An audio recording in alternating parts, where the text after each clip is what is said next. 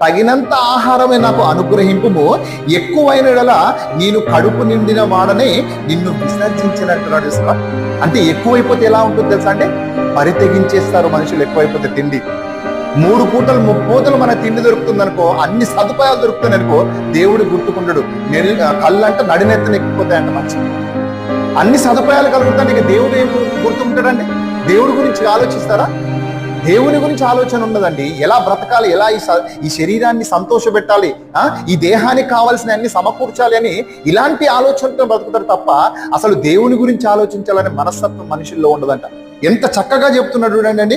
పేదరికమునైనను ఐశ్వర్యమునైనను నాకు దయచేయకుము, తగినంత ఆహారము నాకు అనుగ్రహింపుము, ఎక్కువైన యెడల నేను కడుపు నిండిన వాడనే నిన్ను విసర్జించి యెహోవా ఎవడని అందునేమో అంటున్నాడు చూసారా. ఇప్పుడు ధనవంతుల పరిస్థితి అదే.